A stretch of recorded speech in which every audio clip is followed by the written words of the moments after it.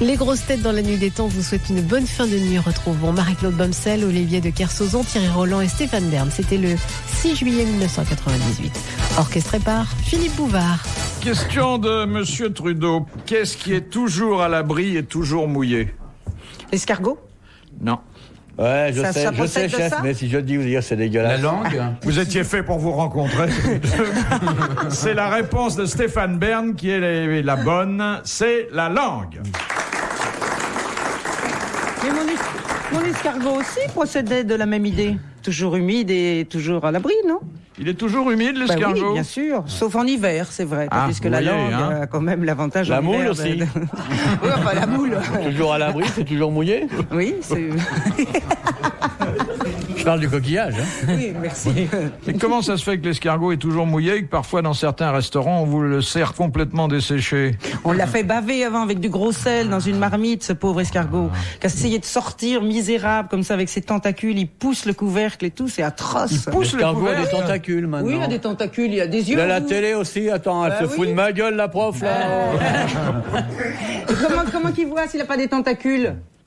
Parce qu'il est dans une... À la vitesse à laquelle il va, il n'a pas besoin de voir. Hein. Il est dans une casserole et il essaie de soulever le couvercle. Non, on les fait baver avant, d'autant que je me souviens, non, mais du gros sel et tout, et pour Qu'est-ce bien les qu'on faire... lui montre des escargots plus gros que lui pour qu'il bave? Qu'est-ce qu'on fait? On fiche du gros sel. On met Ça une déshydrate. escargotte devant lui à poil. Oui. Mais non, ils sont hermaphrodites. Alors, c'est ça, Stéphane et moi. C'est un drôle d'animal, hein, Oui, c'est un finalement. drôle d'animal. Ah, ouais. Un tordu, hein, vraiment, un tordu. J'aurais pas aimé tester. Quand ils vous suivent, c'est vachement angoissant. Ça vit bien, l'escargot.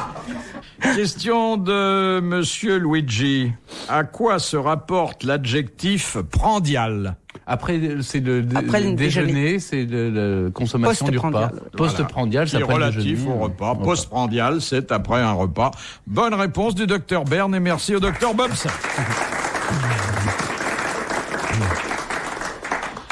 Question de Madame le Prieur. Que peut-on dire d'un objet qui a une densité inférieure à 1? Qui flotte. Qui flotte, oui. Qu'il j'ai fait- flotte, oui. exactement. Il flotte. Bonne réponse de l'amiral, confirmée par le docteur Bomsel. Sauf que moi, je mets un peu plus de temps, vous avez remarqué, les dames. Hein. Oui. Oui, Ouais. il y a visiblement une différence dans le cerveau. Hein. Mais c'est-à-dire, Indiscutablement, hein, je vois bien. Des choses qui flottent quand on est dans un bateau et qu'on regarde la mer, que quand on est dans un zoo et qu'on voit les animaux aussi. Oui, merci Stéphane. Oui, vraiment. oui. Il est magnifique. Je Ça doit battais être- ma coupe, ça doit mais- être ça, Stéphane. Non, c'est vrai, il est magnifique. Il y a des cultures théoriques, mon cher Stéphane. Hein, on a- Ouais. Bon, vous dissertez de Louis XIV, vous l'avez mal connu. Bon. Quelle est la seule compétition sportive où l'on chante les scores? La pelote basque. La pelote basque, exactement. Bonne réponse de Stéphane Bern. Il connaît tout, hein. Jean-Mimi l'aurait su, ça, J'avais oui. déjà fait un jeu un jour où on Enfin, m'a il hein. posé connaît bien la question. pelote, sûrement. Ben non, mais c'est sans chez lui, là-bas, il est là-bas. lui. Ça, je Ouais, savais, mais enfin, oui. viens pas, c'est un dégonflé. Non, c'est quoi? Non. Mais il a qu'à venir ici. Il a peur de quoi? Il a peur de Philippe. Bah ouais, un mec qui a croyais que peur, c'était un mec qui a l'amiral. peur, c'est pas un homme. Non, de toi, il a pas peur. Bah raison de plus. Non. Je l'aiderai quand il viendra ici. Voilà. Ils ont écrasé Philippe complètement.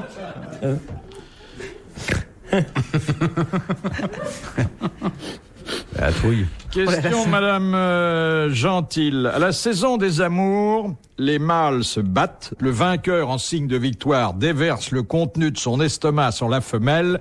Avant l'accouplement, de quels animaux s'agit-il? Alors, je sais ce que vous attendez de moi, le lama. Oui, Eh bien, ce n'est pas vrai. c'est le sardou. Non.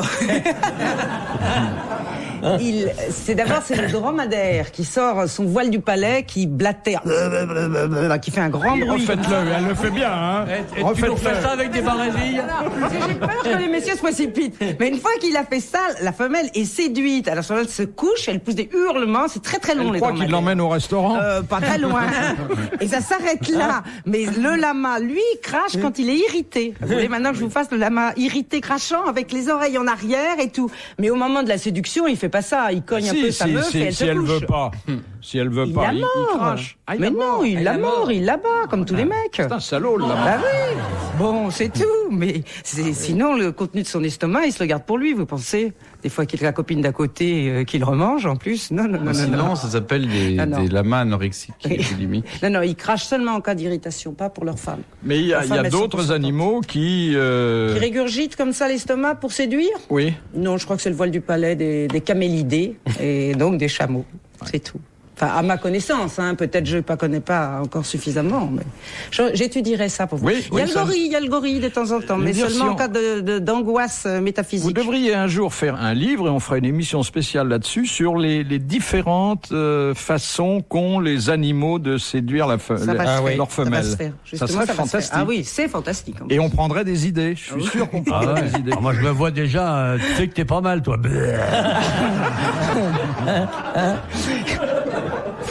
Ça doit marcher, non? Question de Madame Chevalet. Quand les femmes sont-elles atteintes de cytosis? Nous, on n'est pas une grandesse, alors elle doit savoir. Est-ce que c'est bon signe? Oui, voilà, j'allais demander. C'est plutôt un bon signe. C'est excitant? Non, pas du tout. Ah bon? Mais généralement, le mari de la femme atteinte de cytosis se réjouit. C'est qu'elle va être enceinte. Alors, elle est enceinte et ce symptôme gravidique, comme on dit, se traduit... Elle a des gros nibards. Mais non.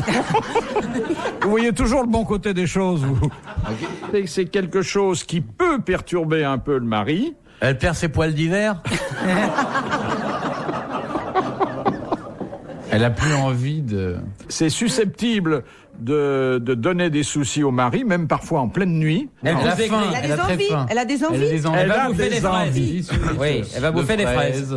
Voilà, le fraise ou le reste. Oui. Le symptôme du cytosis, c'est des envies plus ou moins bizarres et pas toujours faciles à satisfaire. Ah oui, en pleine nuit, oui. Bonne réponse du docteur Bomsel et merci à Stéphane Bern. J'ai jamais vraiment cru aux envies, personnellement. Mais enfin, je trouve qu'elles ont raison. C'est des caprices. C'est des caprices. Oui, mais elles ont raison, finalement. Mais c'est le moment de on peut les éviter. Ouais. Celles qui ont des cytoses de diamants, des cytoses voilà, c'est mieux que les fraises, quand même. Autour du cou. Attendez, les fraises à 4h du matin, faut en trouver. Faut en trouver. Les diamants, c'est plus surtout facile, au mois de Philippe. février, alors, on va voir. C'est en plein hiver. Vous avez eu affaire déjà aux cytoses. À des cytoses? Des fraises, elle aimait bien, elle voulait des fraises. Oui. Moi, j'ai dit, va les chercher. Attends, si elle veut des fraises, elle va les chercher. Moi, je travaille le matin de bonne heure et tout. RTL, 4h, 4h30, dans la nuit des temps des grosses têtes de Philippe Bouvard. Quel point commun, demande Monsieur Moreau, ont un boxeur, un escrimeur et un poussin? C'est une connerie énorme. Oui. Non. Oh bah non. C'est pas le genre de la et maison. Un poussin. Ils sont jaunes. Vous avez peut-être jamais vu de boxeur, Marie-Claude? J'essaie de... Eh ben, ils vont tous à un moment donné au cul de la poule. Un boxeur, il a des gants. Le poussin, il en a pas. Alors, décrivons le poussin. Il a un bec, le boxeur Ils ont tous été couvés. C'est leur comportement ou Ils leur ont un point anatomie? commun. C'est quelque chose qui protège. Ils ont un poussin. machin dans les dents, là. Non. Le boxeur et le poussin, ça va que pour les poids plumes. Ils sont dans une coquille? Eh oui. Ils sont tous les ils ont trois une coquille. protégés par une coquille. Bonne réponse de Marie-Claude Bomsel. Mais pas au même moment. Oui, pas au même C'est moment. pas au même moment, parce que le poussin, poussins. c'est quand il est pas né. Tandis que les deux autres, c'est quand ils font leur exercice. C'est rare qu'un escrimeur pas né dispute un combat, hein. C'est vrai aussi. Mais c'est rare aussi qu'un escrimeur pas né, il ait une coquille. Et De un toute façon, poussin, c'est pas il est hors les de sa escrimeurs qui coquille. sont pas nés, c'est les poissons. Alors donc, il n'y a pas de raison de discuter. Vous Ouais, pouvez c'est bien. mettre, à la rigueur, une coquille sur une une coquille, escalope non. pas née. Ils ont une coquille. Vous connaissez l'histoire de Bill Clinton, là, qui vient d'être élu, et puis il décide avec son épouse d'aller faire un petit voyage incognito dans l'Amérique profonde et tout. Alors ils se mettent grosses lunettes de soleil, le gapette, col roulé, blouson et tout, puis ils prennent la bagnole et puis ils s'en vont tout seuls, sans garde du corps. Bon, puis à un moment donné, ils sont comme tout le monde, il faut qu'ils s'arrêtent dans une station-service pour faire le plein. Le président sort, dit à sa femme, bon bah tu t'occupes, tu fais le plein, puis lui il va faire un petit pipi d'enfant. Et pendant qu'il est pas là, il y a un type qui s'approche de la bagnole, puis qui fait, comme on fait aux États-Unis, il nettoie toutes les fenêtres de la voiture, puis il regarde la présidente avec beaucoup d'insistance et tout, il la regarde.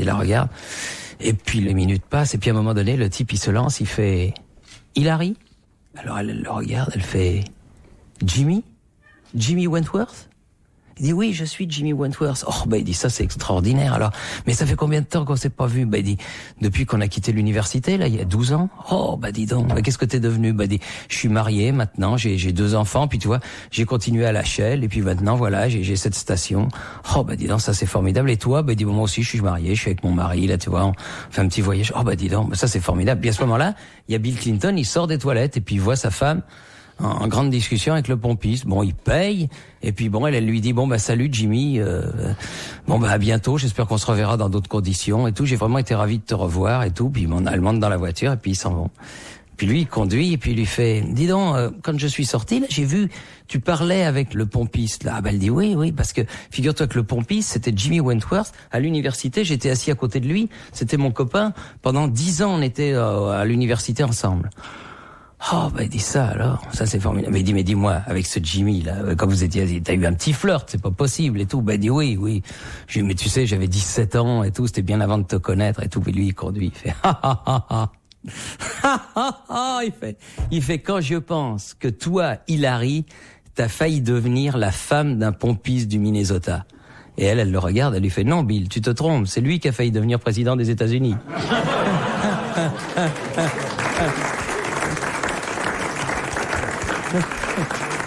Bien élevé, hein? Et bien raconté, en plus. Non, mais...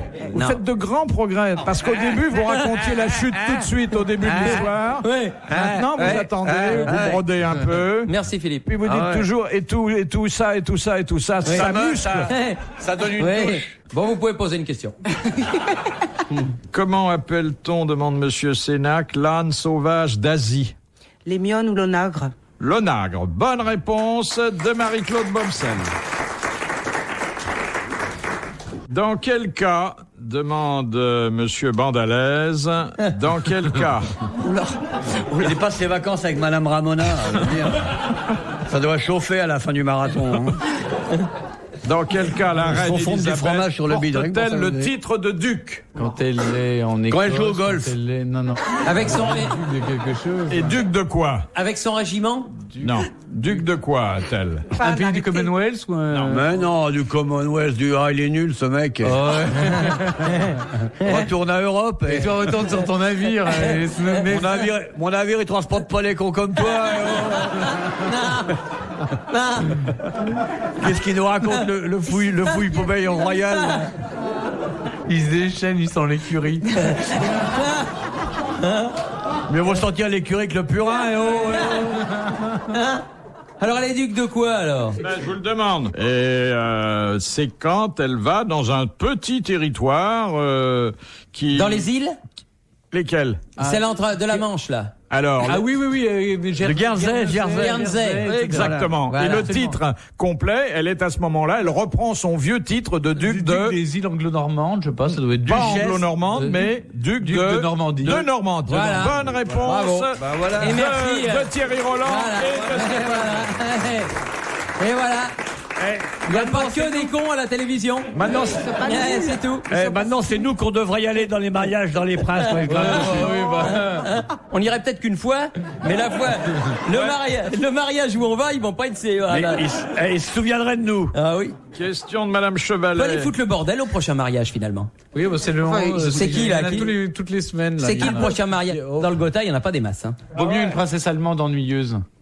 Ah bah non. Ça tient chaud l'hiver, ça fait la choucroute. Oh bravo. Les Allemandes, c'est comme les pantoufles, on est bien dedans, il faut pas sortir avec. Oh bravo. Oui, enfin, quand c'est une petite princesse de Bavière avec de jolies pépettes. Question de Monsieur Micolaget. Pourquoi les baigneurs japonais doivent-ils quitter les piscines tous les quarts d'heure sur un coup de sifflet? Pour laisser tremblement de terre. Pour laisser la place. Pour laisser passer les requins. Vous savez, les piscines japonaises... Pour voir s'il n'y a pas de noyés. Exactement. Il y a énormément de monde. Et comme ça, on voit s'il n'y a pas quelqu'un au fond. Bonne réponse de Thierry Roland. Philippe Bouvard sur RTL, 4h, 4h30, les grosses têtes dans la nuit des temps.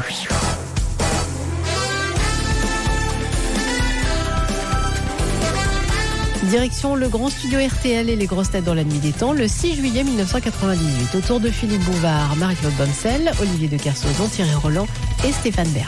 Question de monsieur Marco. Quel contrepoison doit-on ingurgiter lorsqu'on a avalé par mégarde du curare? Vous connaissez des mecs qui avalent par mégarde du curare? Oui, déjà. J'étais dans la rue l'autre jour, je baille, oh, ah, Quelle surprise! ah, j'avale du curare. Donc, Attends, il y a quelques semaines de ça, il y a bien un mec qui s'est suicidé de 5 balles. Alors on peut avaler du curare. Hein. Il y a quelque chose là qui constitue un piège, mais pas pour une scientifique de haut niveau. Oui, pas pour Non, lui, on parce peut que pas là- avaler du curare. Oui, j'allais dire. On peut avaler du curare. Bon. Mais on n'en meurt pas. Et on n'en meurt pas. Il n'est pas dangereux. Bah ouais. C'est quand on a dans le sang qu'il est dangereux. Ah, Bonne bravo, réponse de Stéphane Bern. Et alors, si on a une hémorragie stomacale? Ah, oui. voilà. Ah bah oui. Ah bah là, on l'a dans le cul. Alors la question est formulée différemment à ce moment-là.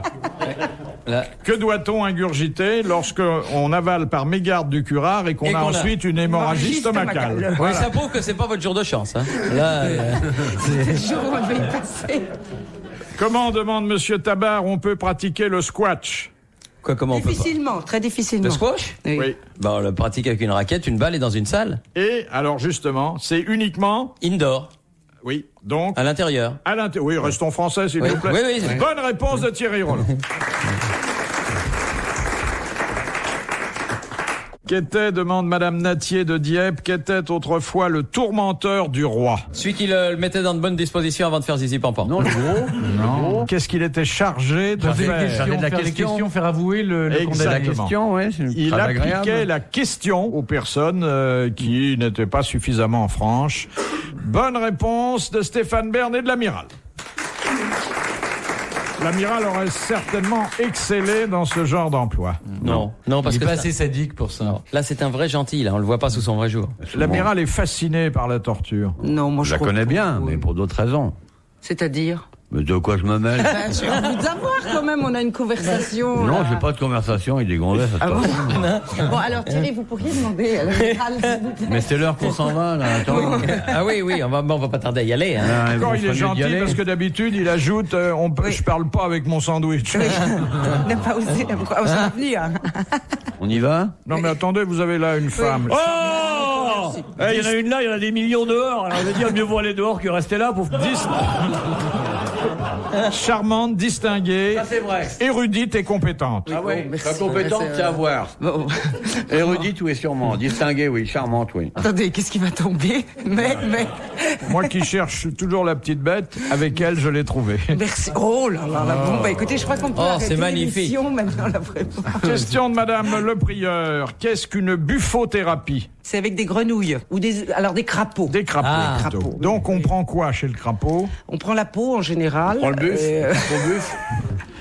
Et on prend une substance dans la peau et on. On a fait des raquettes de Ouais. tennis. C'est le venin du crapaud, non? Ouais. Il n'a pas du des crapauds. venin? Oui, enfin ça dépend. Ils sont pas tous venimeux quand même, Ouais. pauvres crapauds. Faut Non. pas exagérer. Mais enfin. C'est pas ragoûtant. Ah, hein. c'est Moi dégueulasse. j'aime assez personnellement. Ah oui Ah oui, bon je trouve ça très charmant. Oh, pourquoi c'est dégueulasse? Bah, c'est plein de boue. Bah non, c'est quelque part un peu gluant. Ah, Non, c'est complètement assez gluant. bon. Bah oui, c'est totalement gluant. Et alors, Bah oui, c'est mais- très beau. Bah, en fait, Philippe, si vous il est pas regardez. gluant. Moi qui aime les choses et les gens. Ben, mon je le fifi, tu regarde vas te pas tromper dans la glu, tu reviens à poil.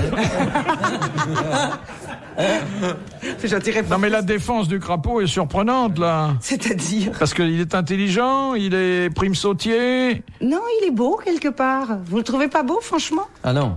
Tu connais l'histoire du mec qui est à la campagne, il se promène, il y a un petit crapaud qui dit ramasse-moi, je suis une princesse, et embrasse-moi, je vais être sauvé, je vais devenir une belle princesse. Et le mec qui prend le crapaud, le fout dans sa poche, il dit un crapaud qui parle, c'est plus intéressant qu'une pétasse.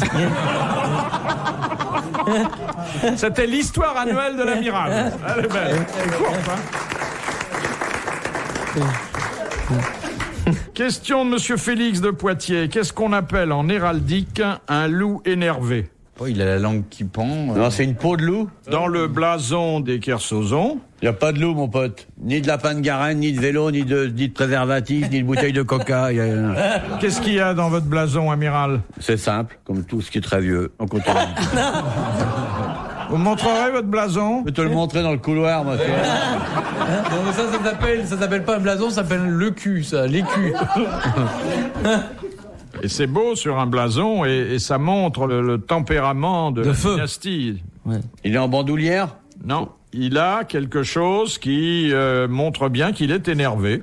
Le poil hérissé? La Non. gueule ouverte. Non. Alors, c'est pas le poil hérissé, mais... La queue en l'air. La queue en il a l'air. la queue en l'air. Ouais. Et c'est pour ça que je pensais que dans votre blason, il y avait ça. Bonne réponse de Stéphane Bern.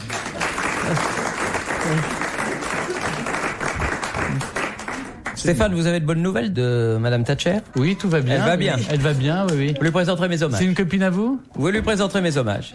Elle a fait beaucoup pour le Royaume-Uni. À vous trouver? Bien, je veux mon neveu. Ça devait être dit, ça. Bah ouais. Je veux mon neveu. Et je suis sûr que ça lui fera plaisir, mais il va falloir la joindre. Hein. Dernière citation de Madame Corroyer de Dieppe. Quel grand écrivain a dit « Tout ce que je sais de plus sûr sur la morale et les obligations des hommes, c'est au football que je le dois. » Camus. Albert Camus. Bonne réponse de Thierry Roland. Bravo, merci, à la prochaine. Retrouvez les grosses têtes dans la nuit des temps sur RTL.fr.